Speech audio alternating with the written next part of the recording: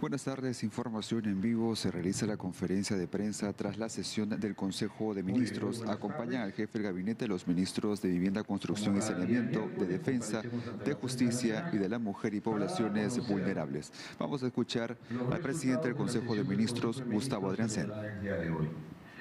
En primer lugar, y luego de agradecer a cada uno de ustedes por su gentil asistencia, queremos informar que hoy día se han presentado hasta, justo llega nuestro ministro de Justicia, enhorabuena ministro, hemos aprobado hasta 3 proyectos de ley que serán remitidos al Congreso como corresponde para el saneamiento de límites, que parece increíble, límites entre Lima y Callao.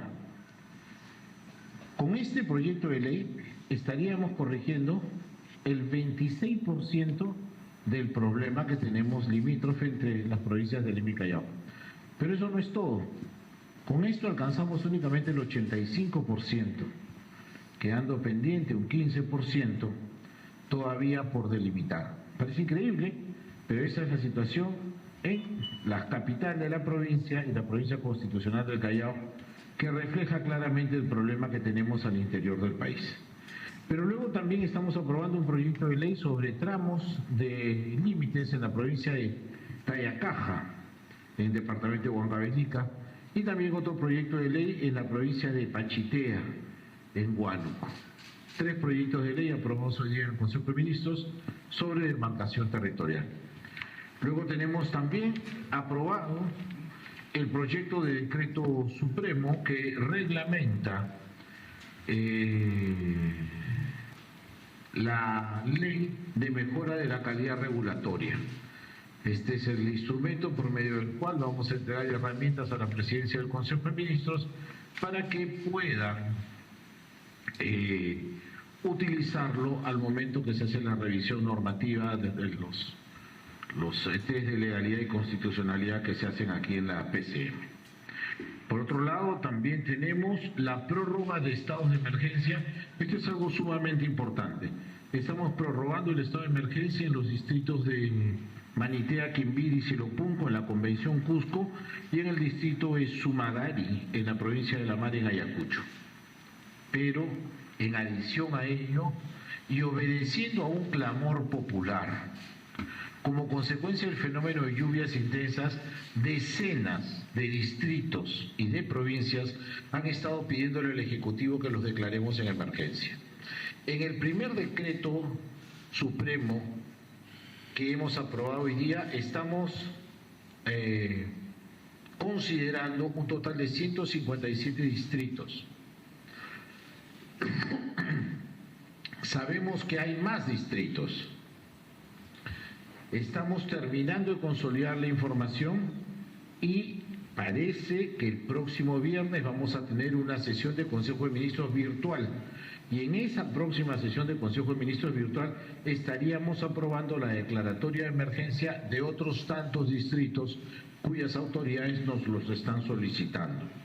Entonces, téngase en cuenta, por favor, que el día de mañana debería publicarse en el Diario Oficial del Peruano un primer decreto supremo conteniendo el listado de hasta 157 distritos considerados en emergencia por lluvias intensas a nivel nacional. Me acompañan el señor ministro de Defensa, el general Walter Astudillo, el doctor Eduardo Arana, ministro de Justicia y Derechos Humanos, el señor Duris Bitemburi, ministro de Vivienda, Construcción y Saneamiento, y la señora Fanny Montellanos, ministro de la Mujer y Poblaciones Vulnerables. En el caso del señor ministro de Defensa, nos explicará en detalle lo que ha significado la honrosa designación del Perú, que recae por supuesto en su persona, de la presidencia pro tempore de la Conferencia de Ministros de Defensa de las Américas y sobre el apoyo de las Fuerzas Armadas que actualmente se viene produciendo a través de las brigadas de intervención rápida en diferentes distritos del país como consecuencia de las lluvias intensas. Por su parte, nuestro ministro de Justicia y Derechos Humanos, el doctor Arana, informará sobre el proyecto de ley que modifica el Código Penal con la finalidad de imponer pena privativa de libertad a los extranjeros expulsados que ingresen regularmente en el territorio nacional y a los que realizan esta práctica como tráfico de personas. Por su parte, el señor Ministro de Vivienda, Construcción y Saneamiento, Duris Mitimburi, brindará un balance de lo hecho por el sector. Además, él ha sido designado por la Presidenta de la República como coordinador del Gabinete de Ministros para efectos de enfrentar las lluvias intensas a nivel nacional. Finalmente, la Ministra de la Mujer y Poblaciones Vulnerables, la señora Fanny Montellanos, informará sobre las acciones de su sector para prevenir el acoso en las unidades de transporte público a pocas semanas del inicio del año escolar y sobre las actividades que se están planificando con motivo de la conmemoración del día 8 de marzo, Día Internacional de la Mujer. Sin más, yo me voy a permitir ceder el uso de la palabra al señor Ministro de Defensa, General de División Walter Astudillo. Adelante, Ministro. Muchas gracias, Premier. Un saludo en los medios de comunicación y por su intermedio a todo el pueblo peruano. Respecto a la designación de Perú para organizar y liderar la 17ª Conferencia de Ministros de Defensa de las Américas, esto data de octubre del año pasado, 2024, en la 16ª conferencia que he mencionado, que estuvo a cargo del Ministro de Defensa de Argentina. Este evento se desarrolló en la ciudad de Mendoza y contó con la participación de los ministros de Defensa de toda la región americana.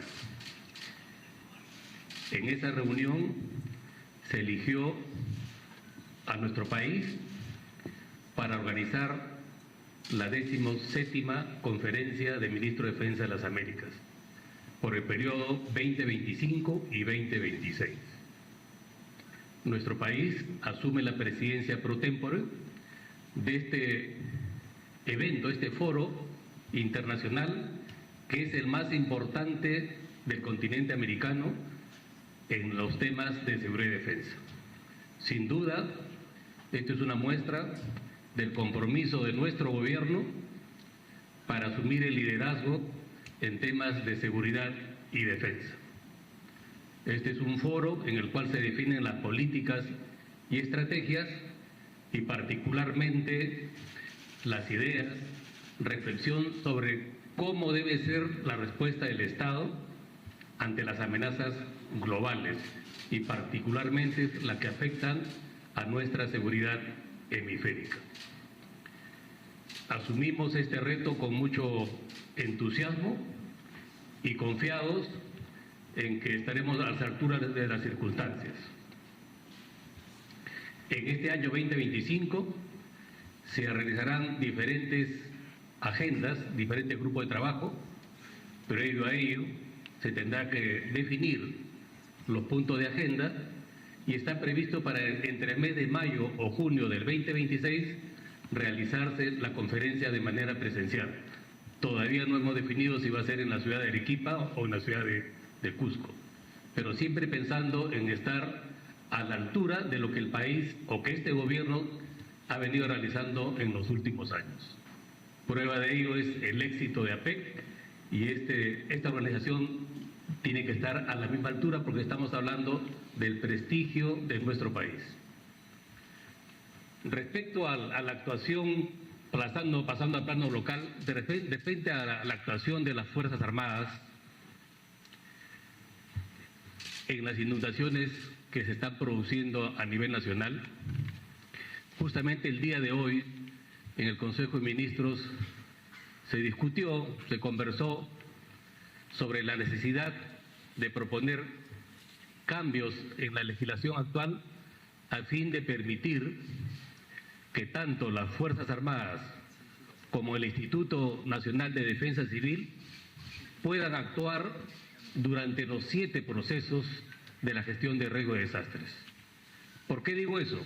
Porque la experiencia nos muestra que pese a que están definidos los niveles de emergencia en los cuales actúan los gobiernos locales, me refiero a gobierno distrital, nivel 1, gobierno provincial, gobierno regional, y recién en el 4º nivel, INDECI coordina o ayuda al gobierno regional, pero nos hemos dado cuenta que sería más importante que tanto INDECI como las Fuerzas Armadas puedan actuar desde el primer momento de la emergencia. Es más, incluso desde la etapa preventiva, porque ello redundará en disponer de todas las capacidades que tiene el Estado para hacer frente de manera más efectiva ante estas emergencias. Por su parte, las Fuerzas Armadas,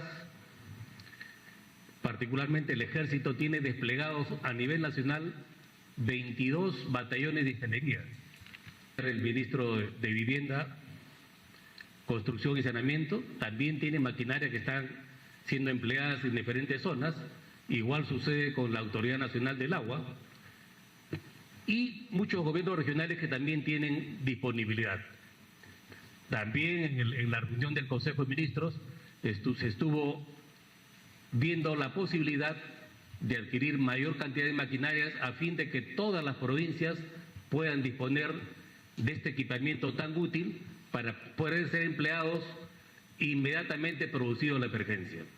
Como ustedes pueden ver, y la ciudadanía es testigo, hay un esfuerzo permanente del gobierno nacional e incluso también de los gobiernos regionales para adquirir mayores capacidades y estar en mejores condiciones para atender estas emergencias, siempre pensando en la seguridad y el bienestar de todos los peruanos. Gracias, primero.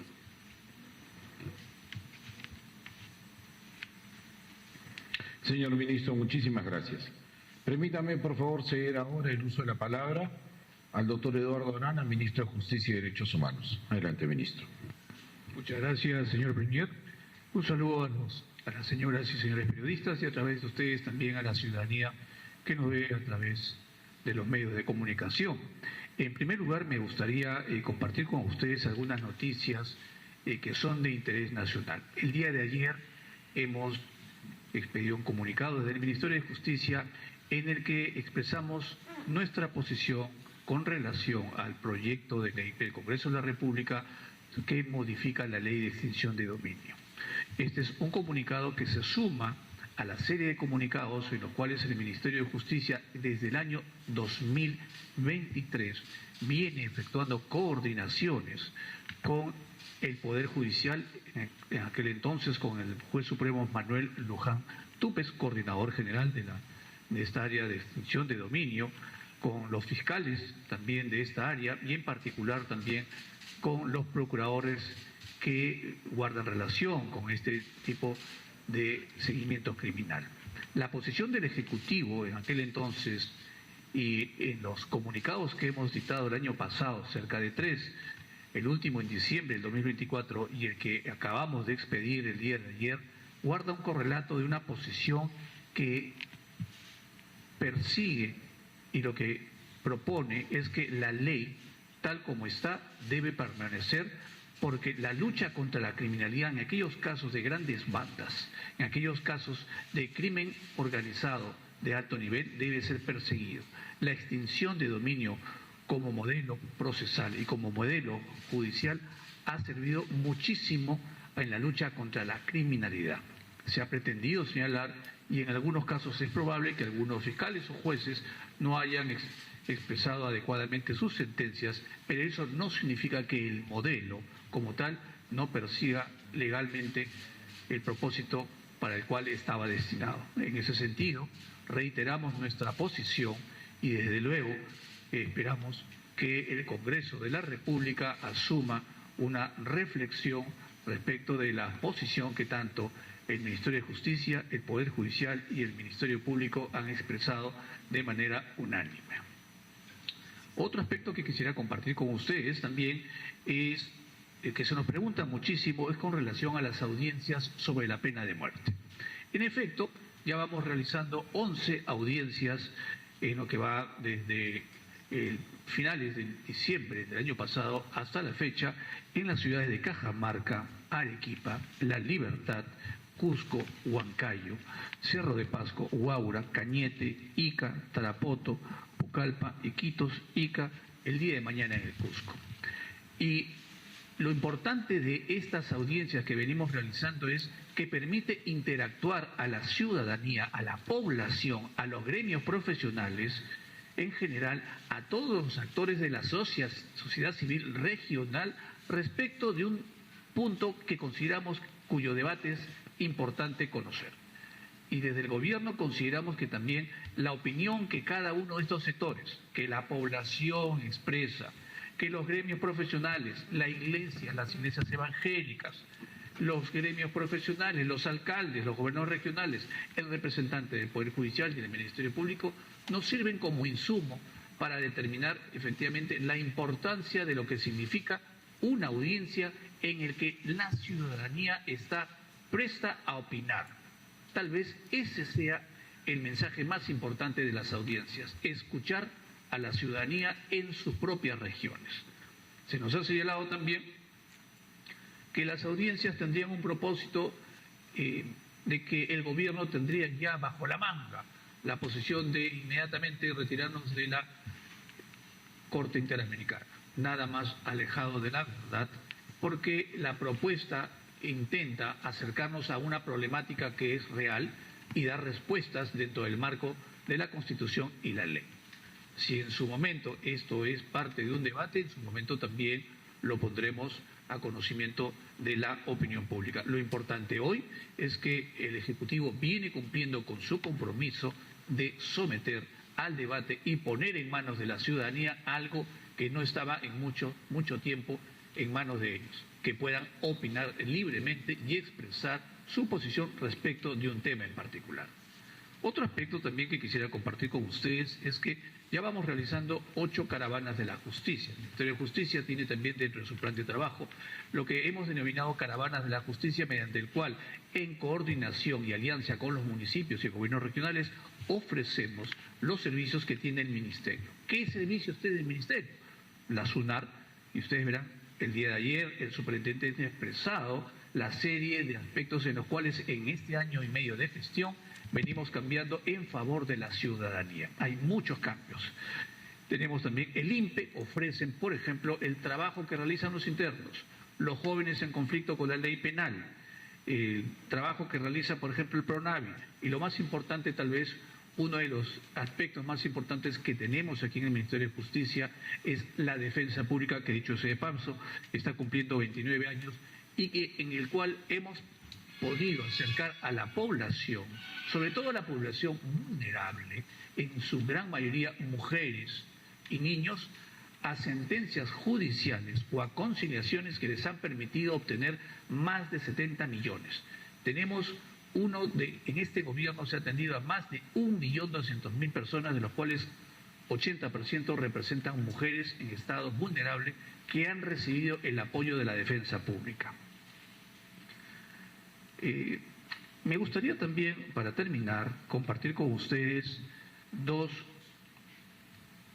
acuerdos de consejo relacionados, uno, a un proyecto de ley que modifica el Código Penal con la finalidad de imponer pena privativa de la libertad al extranjero que expulsado reingrese irregularmente al territorio peruano. En la actualidad, lo que sucede es que un extranjero que es sujeto de un procedimiento administrativo que es puesto en los límites de la frontera, reingresa por otro lado.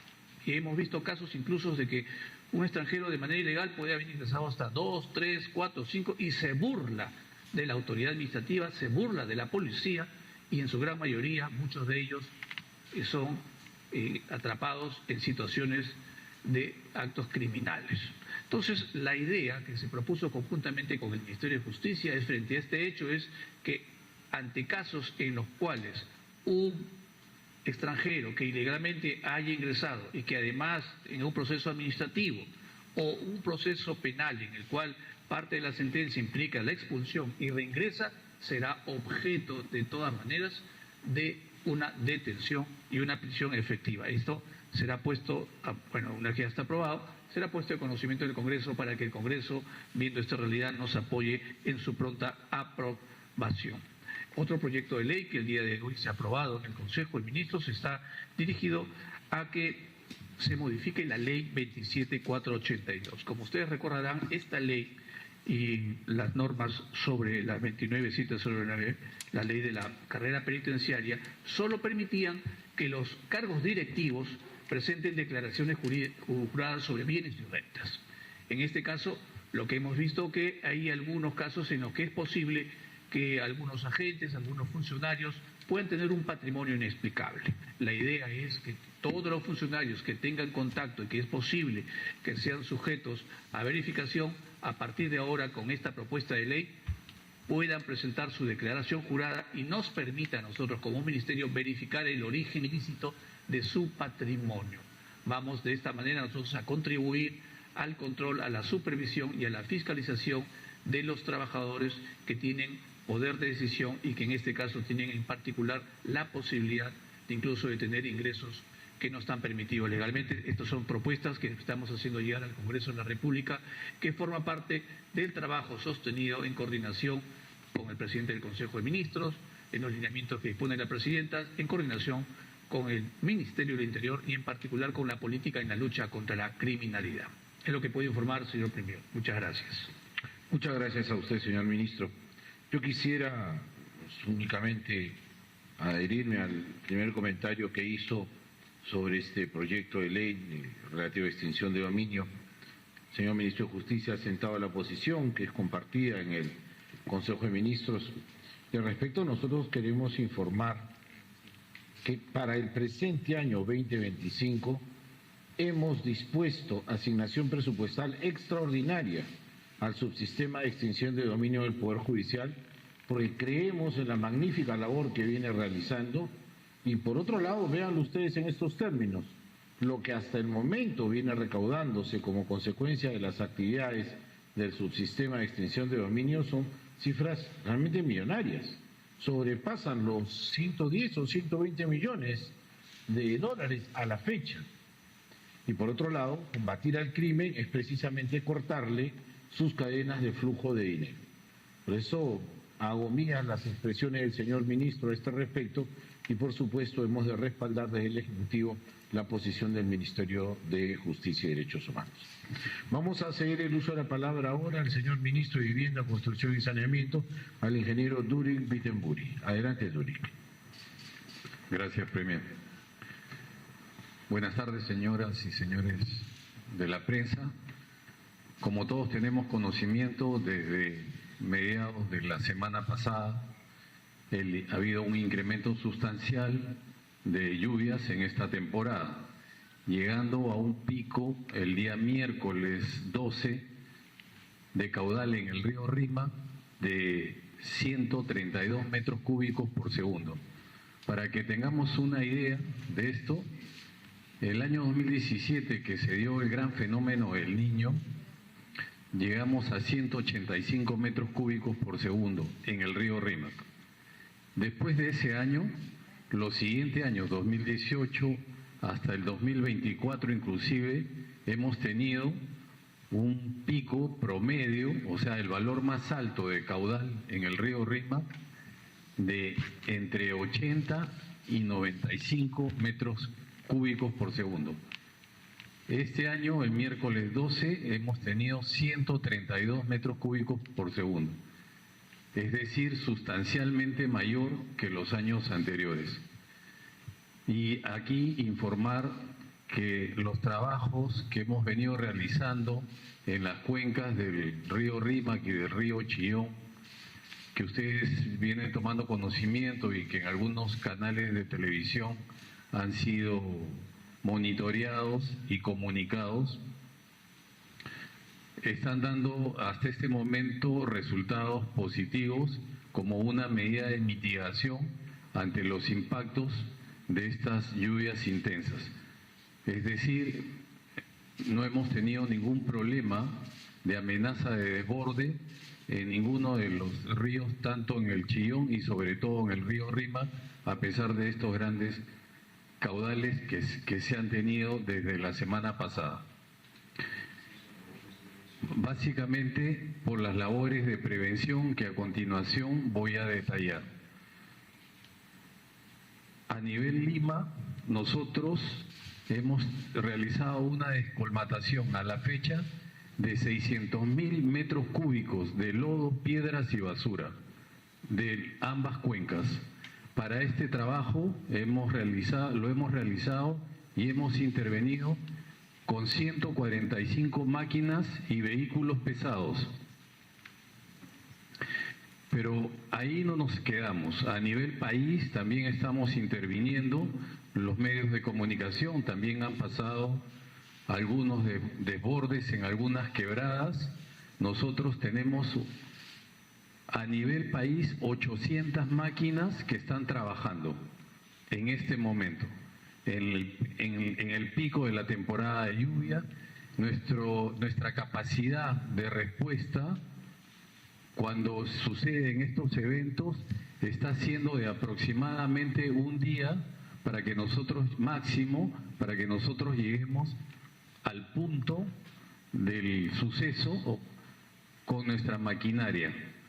Además, en esta temporada también hay una coordinación intersectorial.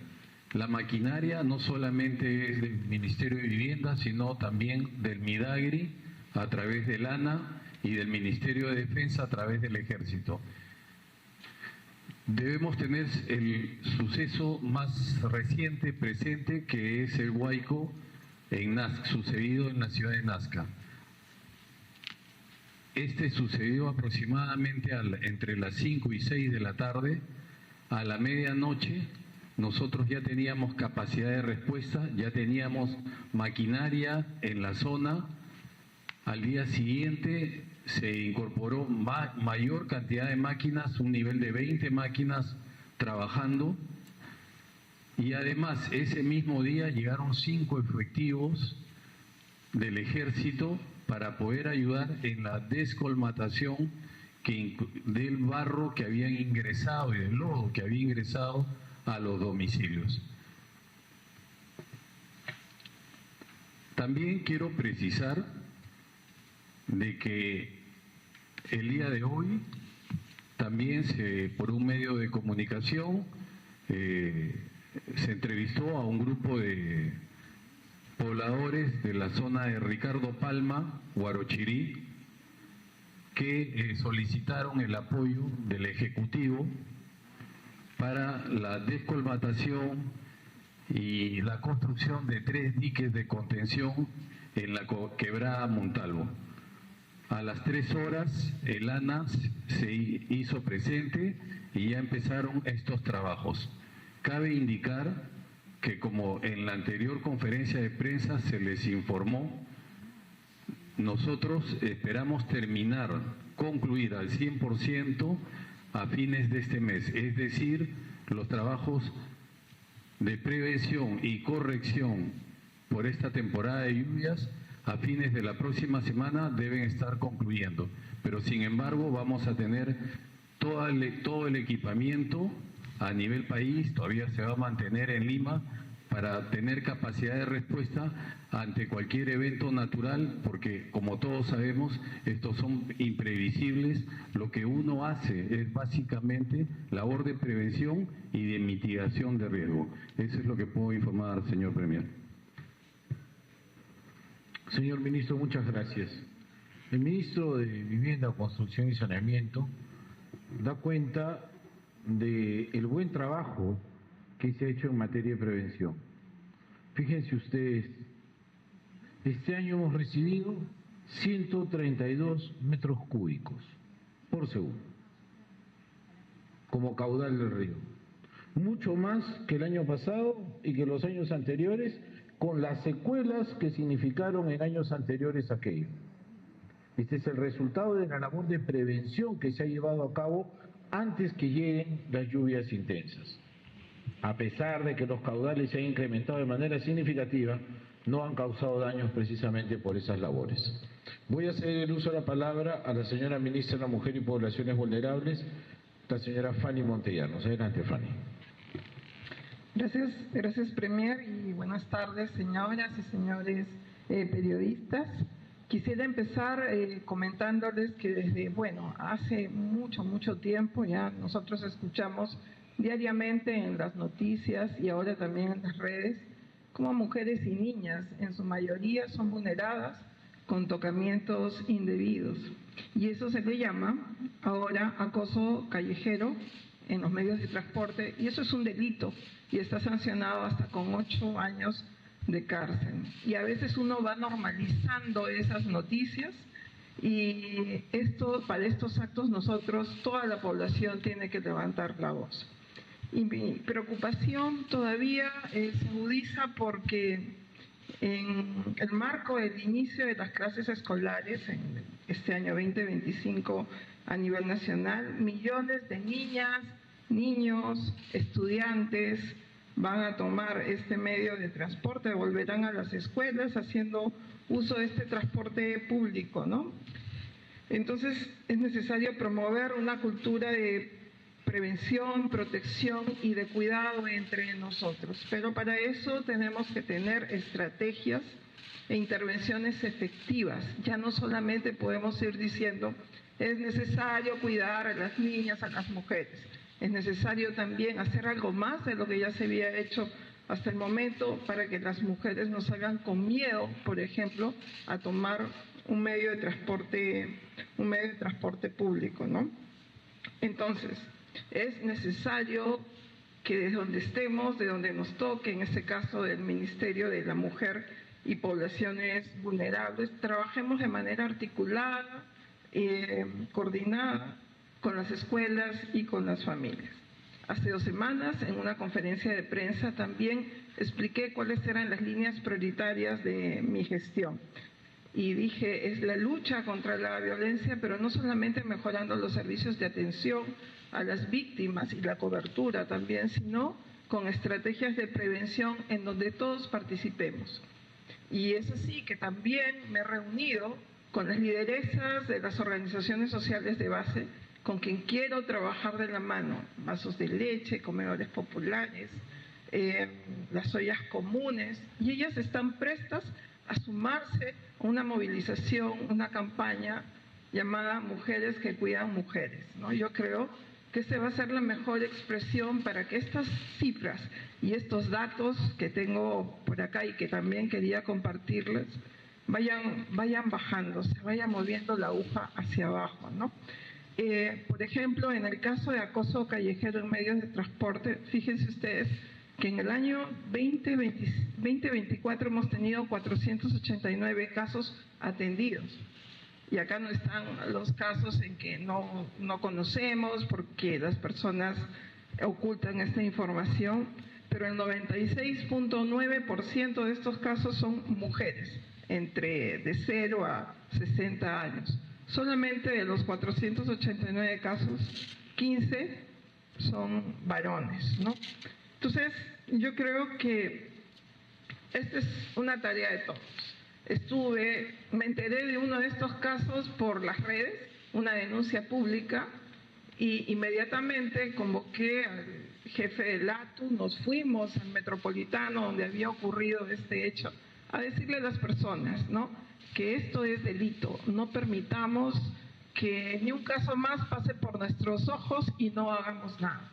Dentro, en la central del Metropolitano, hay un módulo del programa Aurora, pero también pueden llamar la línea 100 al chat 100.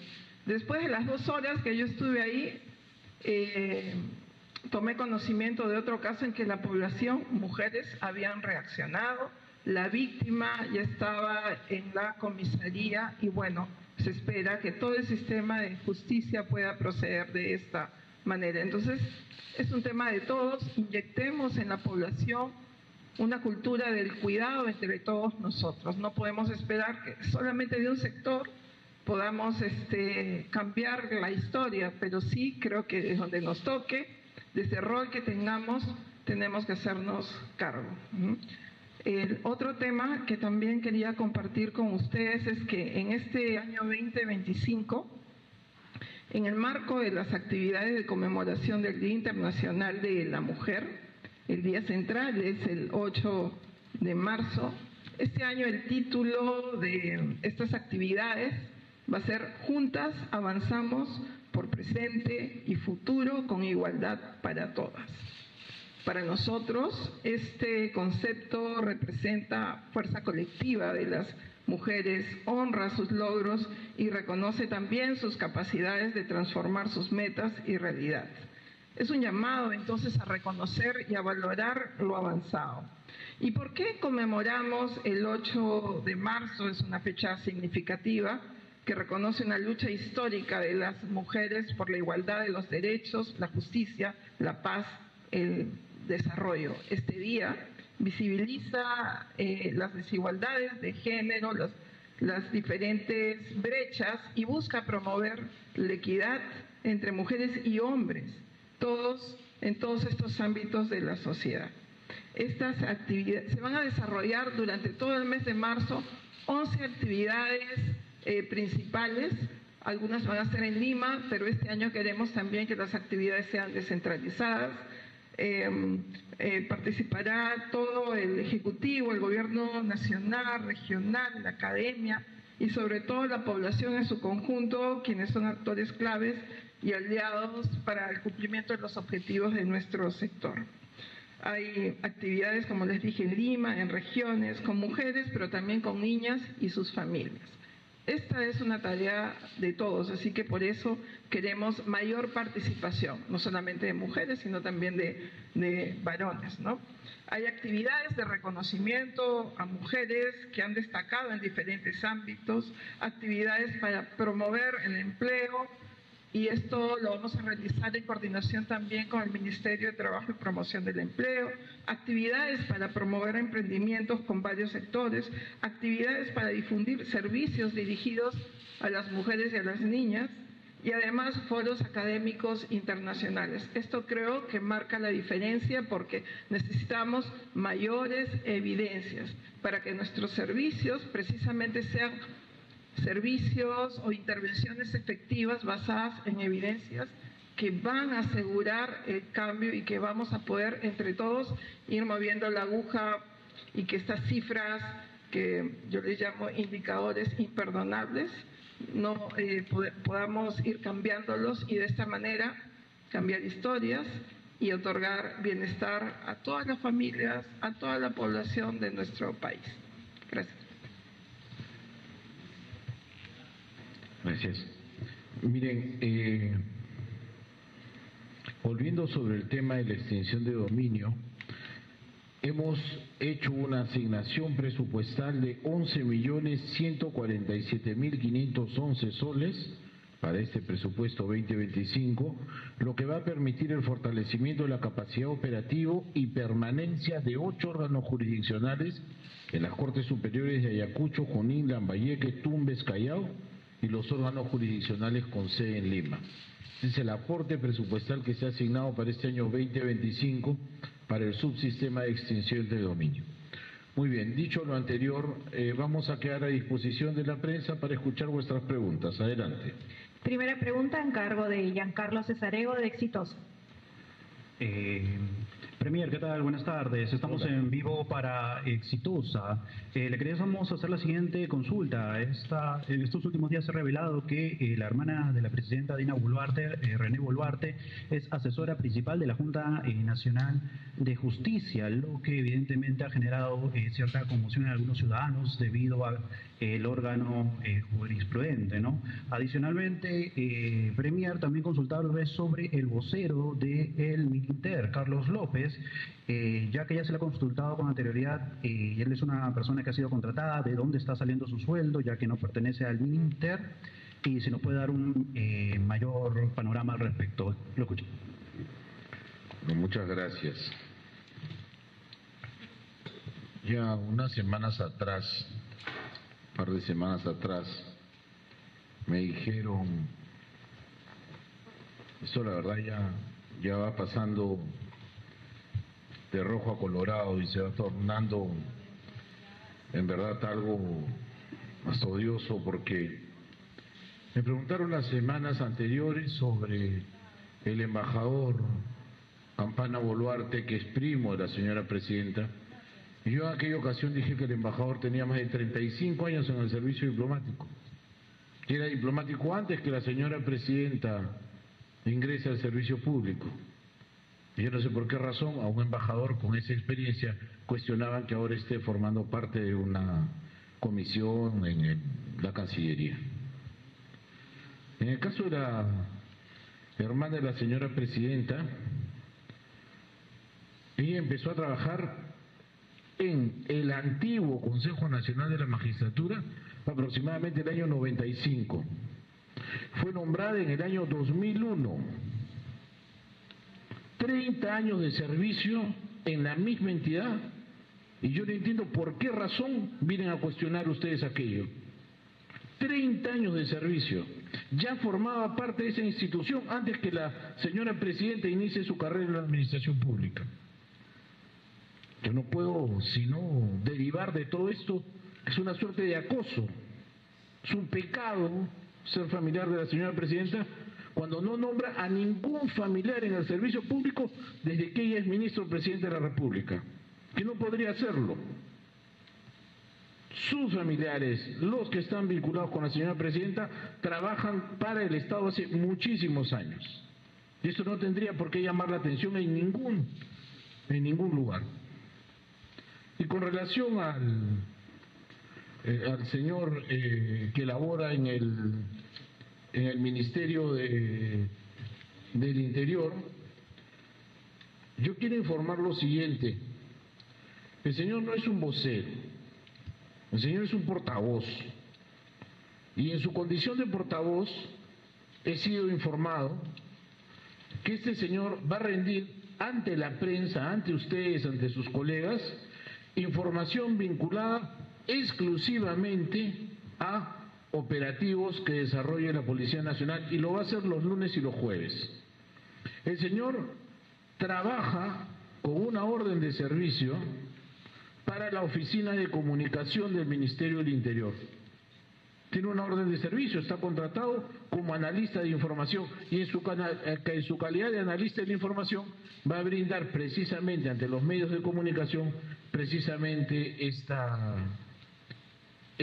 información, valga la redundancia. La vocería política institucional la desarrolla, por supuesto, el ministro del Interior. Eso no tiene por qué cambiar. Actúa él, actúan los viceministros, y eso no va a cambiar. En el contacto con la prensa para efectos de operativos policiales será portavoz el que desarrolle esas tareas. Siguiente pregunta, por favor. A continuación. Sí, permítanme, por favor, un instante. Nuestro ministro de Justicia y Derechos Humanos desea hacer una acotación a la respuesta. Por favor, ministro, fuera tan amable. Sobre todo una reflexión para compartir con ustedes, los medios de prensa, los señores periodistas. Y es importante considerar, la justicia no es cosa de juego. Y no podemos hacer... yo le decía, la justicia no es cosa de juego, y no deberíamos y no debemos permitir que las instituciones judiciales sean sometidas a un espectáculo, porque lo que estamos haciendo no es solamente denigrar a las personas per se, sino le estamos quitando credibilidad al modelo democrático, a la Constitución y a la validez que las instituciones en este momento ya de por sí vienen siendo asediadas hace mucho tiempo. Yo creo que la tarea que hace la Junta Nacional de Justicia es una tarea muy importante en nuestro país, la que realiza el Poder Judicial y el Ministerio Público, por cierto, y lo que tenemos que esperar es que estas tres instituciones desarrollen sus actividades de acuerdo con los propios procedimientos. Si hubiera, efectivamente, como es posible que hay, hubiera también algunos casos en que hubieran errores, existen los mecanismos internos intrínsecos para corregirlos. No debemos convertir la justicia y a las instituciones en espectáculo, en desmedro de que la prensa haga un escarnio de alguna u otra persona. Gracias, Premier. Muchísimas gracias a usted, ministro. Siguiente pregunta, por favor. Diana Falcón, de RPP. Ministros, ¿cómo están? Muy buenas tardes. Ministro Arana, usted acaba de señalar que en el caso de la pena de muerte estamos bastante alejados de retirarnos de la Corte Interamericana de Derechos Humanos. ¿Para qué sirve el debate? ¿Por qué la presidenta Dina Boluarte señala ante el público en sus presentaciones que se abre el debate cuando no vamos a salir de la Corte Interamericana de Derechos Humanos y con lo cual no se puede aplicar la pena de muerte en el Perú? Hice una segunda pregunta, por favor, Premier, porque hoy en RPP lo que ha dicho un representante de la comunidad One Piece, el presidente, es que niños entre 8 y 10 años son usados como escudos humanos por mineros ilegales. ¿Qué medidas se están tomando y estarán enterados sobre este problema? Gracias. Primer ministro, por favor. Sí, muchas gracias por la pregunta. Yo ya la había expresado hace un momento parte de la respuesta que usted, señorita Falcón, me había expresado. Un debate tiene un propósito que es muy importante. El primero, acercar a la población con las autoridades y escuchar a los gremios que no son escuchados. El gran problema en nuestro país es que se ha sometido al privilegio de algunos cuantos aquí en la capital que asumen la representación de la sociedad civil y que dicen nosotros tenemos la representación y decimos lo que tenemos que hacer en nombre del pueblo. Y nos hemos dado con la realidad de que en estas audiencias existen posiciones diferentes de un gremio respecto del otro, de la iglesia, de la población misma. Entonces es importante que la población sea escuchada. Eso ya es importante. Lo segundo, en efecto, usted señala con claridad que no tenemos una posición, el Ministerio de Justicia y el Ejecutivo tiene una posición aséptica respecto de lo que va a asumir con relación a sus obligaciones en el sistema interamericano. En principio, hemos ratificado, y lo hemos dicho hace poco en una reunión en la Comisión, y desde luego lo haremos también en la Corte, que consideramos que una de las posiciones más importantes del Perú es ratificar que está integrado y forma parte del sistema interamericano. Eso que no le quepe duda. Sin embargo, existen o existirán otras opciones para enfrentar los casos que, como usted ha señalado, son posibles de ser examinados hoy en un debate a partir de la pena de muerte. Muchas gracias. Bueno, no puedo sino decirle que es... Sí, nuestra ministra, por favor. Fanny Montellano, ministra de la Mujer y Poblaciones Vulnerables, y yo también voy a decir algo después. Por favor, Fanny. Sí, solamente acotar en ese tema. Es terrible, de verdad, la situación de estos niños One Piece, pero nosotros apenas tomamos conocimiento también, ya estamos articulando con el Ministerio Público y otras instituciones para ayudar también a la Fiscalía y que la investigación se dé de manera célere y que todo el sistema de justicia pueda actuar de manera oportuna en su momento, ¿no? En la tarde también representantes de los One Piece han estado, mientras yo estaba acá en el Consejo de Ministros, ya hemos estado reunidos con ellos y efectivamente a veces se toma como que es parte de su cultura. Los derechos de los niños no se pueden vulnerar de esta manera y nosotros estamos para luchar por ellos y que no les quede duda de que todas las acciones que de nuestro lado tengamos que hacer y además de manera articulada con todos los que involucrados, lo vamos a hacer. Ya, por ejemplo, ayer hemos estado en Tacna viendo casos como estos, parecidos, sobre los temas de trata, que también nos preocupa. Hemos estado incluso con el presidente de la Corte Superior de Justicia de Tacna, viendo cómo podemos nosotros articular, ¿no? Y que esta articulación llegue a buen puerto y en el momento adecuado. No vamos a permitir que más niños, no solamente de esta comunidad One Piece, sino de todo lo que representa también la Amazonía, o que se entienda por cosmovisión cuando hay cosas que no son negociables. Y los derechos de los niños y de las niñas no se negocian. Gracias. Nosotros no vamos a tolerar que por ninguna razón utilicen a nuestras niñas o a nuestros niños como escudo. Esto no hace sino revelar la crueldad con la que actúan los mineros ilegales. No les importa la vida humana y menos la de nuestros niños. Y haremos que sobre ellos recaiga la mayor severidad posible. Al momento que sean investigados, juzgados, deberán ser condenados por estos crímenes atroces. Siguiente pregunta, por favor. A continuación, Fiorella Martínez, de Panamericana.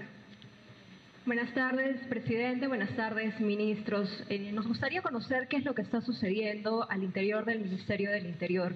Lo que pasa es que se difundió una imagen de supuestos integrantes de los pulpos que estaban con policías al interior de un sauna. Hasta ese momento emitieron un comunicado y señalaron que iban a incluso separar a estos policías y que se iba a iniciar toda una investigación. Sin embargo, hoy ha salido un empresario señalando que no es integrante de los pulpos y que las personas que acompañaban en esta foto eran sus trabajadores y que los policías le habrían brindado respaldo porque él era víctima de la extorsión. ¿Qué está pasando al interior? ¿Qué respuesta tienen ustedes? Porque él ha adelantado que va a iniciar una demanda contra la policía y contra el Ministerio del Interior. Bueno, el ciudadano está en todo su derecho y, por supuesto, como ya se anunció desde el Ministerio del Interior, lo que vamos a hacer nosotros es realizar una investigación exhaustiva y, naturalmente, esto no es algo que deberíamos tolerar. Yo confío que la investigación que se va a llevar a cabo desde la Policía Nacional va a determinar con exactitud el nivel de responsabilidad que tiene y se harán los delindes respectivos. Si este ciudadano se siente ofendido, por supuesto, que interponga la denuncia correspondiente a efectos de hacer valer su derecho. Siguiente pregunta, por favor. Gracias. A continuación, Helen Vances, de Canal N. Buenas tardes, primer ministro. Regresar a insistir con el tema de la presencia y la necesidad de tener un vocero en el Ministerio del Interior, porque de diversos sectores se ha cuestionado la presencia y la necesidad justamente que plantea tener en este momento a esta figura. Usted ha indicado que no es un vocero, es un portavoz. En todo caso, me gustaría que nos precise cuál es la diferencia para usted, por favor. Bueno, en realidad yo no veo de que ocurra nada que tenga que sorprender. Mire usted, un colega vuestro muy conocido, que trabajó años en los medios de comunicación, ha actuado como vocero de la Contraloría General de la República, ¿usted lo recuerda? La Fiscalía de la Nación tiene también un vocero. No sé por qué tenga que sorprender que el Ministerio del Interior pueda tener uno. Yo no le veo nada extraño y no le veo nada ilegal tampoco. La necesidad es comunicarse mejor con usted, ninguna otra. Lo hace el ministro, pero ahora va a haber una persona que es portavoz que se va a encargar lunes y jueves de hacerle llegar a la prensa la información en detalle de todos los operativos policiales. ¿Qué tiene de malo? No tiene nada de malo y no tiene nada ilegal. ¿Por qué lo cuestionan ustedes? ¿No les satisface tener una vía de comunicación adicional a la que ya existe? Yo, en realidad, usted me pregunta, yo le doy mi opinión. El ministro también lo ha manifestado así me lo ha comentado, yo lo encuentro totalmente razonable. No le veo nada de malo, ni ilegal tampoco. Siguiente pregunta, por favor. A continuación, Kevin García, de La República. ¿Qué tal, Premier? Muy buenas tardes. Respecto a lo que está sucediendo en el Congreso, ¿considera excesivo el presupuesto que el Congreso está proyectando en gastar como un nuevo buffet o cómo lo justifica? Y si podría, por favor, también precisarme, más de 300 colegios han cerrado por extorsión. En base a estas cifras, ¿ustedes van a seguir respaldando la labor que está cumpliendo el Ministerio del Interior? Muchas gracias. Constitucionalmente el Congreso de la República decreta su presupuesto. Es la única entidad en todo el aparato del Estado que constitucionalmente tiene esa facultad. Yo estoy seguro que las autoridades del Congreso, naturalmente, al momento de decretar y ser aprobado su presupuesto, decidirán de la mejor manera posible cuál es la manera de distribuir y emplear este presupuesto. Yo confío que los dirigentes del Congreso, sus titulares, el presidente y la mesa directiva, actuarán con la certeza que esto requiere. Y más allá de la crítica, estoy seguro que también sabrán dar explicaciones a ese respecto. Con relación al cierre de 300 instituciones educativas, mire usted, estamos aproximadamente a un mes del inicio del año escolar y ya nos informaba hoy día el ministro de Educación que se han iniciado las actividades relativas al inicio del buen año escolar. Inicio del buen año escolar que nos debe comprometer a todos. Y cuando digo a todos, hablo del Ministerio de Educación, por supuesto, hablo también de las asociaciones de padres de familias y hablo en especial del gremio magisterial. todos ellos van a recibir el respaldo de la Policía Nacional del Perú a efectos de que puedan realizar sus labores educativas sin ninguna interrupción. Y por supuesto nosotros rechazamos cualquier acto que tenga que verse vinculado con extorsión que genere el cierre de estas entidades educativas. En todo caso, nosotros hemos escuchado al ministro del Interior, hay canales de comunicación con la Policía Nacional dedicados exclusivamente a atender estas denuncias por extorsión, que ese es el camino que debemos de seguir. Siguiente pregunta, por favor. A continuación, Marice Vegas, de Latina. Premier, si me permite continuar con este mismo tema, en vista pues que ya estamos muy cerca del inicio del año escolar. En todo caso, ¿de qué manera se va a materializar ese apoyo que menciona? ¿Cuál es el plan exactamente para frenar este tipo de extorsiones en los centros educativos? Y si me permite una más, mencionaba usted que en relación a la foto de estos presuntos integrantes de la banda Los Pulpos, se tiene que esperar el resultado de una investigación. Sin embargo, pues ya se hizo mención de que efectivamente ellos son integrantes de Los Pulpos. Entonces, ¿no habría que hacer primero la investigación antes de señalarlos? Bueno, no hago sino considerar que en el caso de la segunda pregunta vuestra, nosotros hemos recibido información de que la vinculación existe y por eso se hizo tal declaración.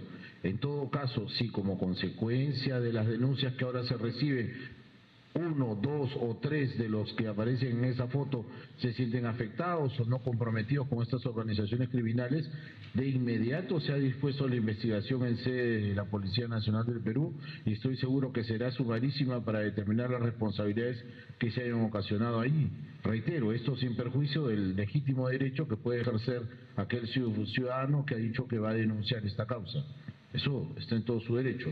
Y con relación a las acciones que vamos a realizar con motivo de las extorsiones en instituciones educativas, vea usted, si es necesario, como ya venía ocurriendo en la ciudad de Trujillo, por ejemplo, que exista presencia policial en estas entidades públicas, etcétera, nosotros nos aseguraremos que esta participación de nuestra Policía Nacional o incluso, si llega a ser necesario, de nuestras Fuerzas Armadas tengan presencia en los colegios.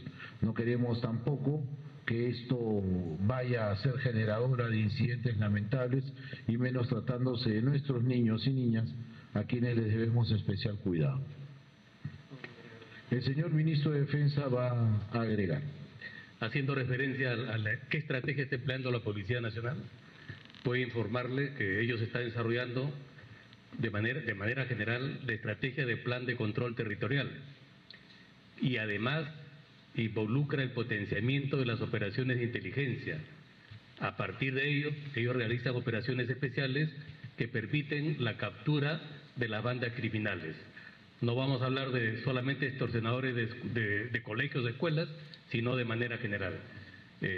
Prueba de ello, un indicador que debe alertarnos es que efectivamente las capturas diariamente se están produciendo, pero también entender que el tema de la inseguridad ciudadana es un tema de largo plazo. Lo importante es que se están dando muestras del gobierno, tal es así que constituye una política prioritaria que viene implementando el gobierno desde el año pasado.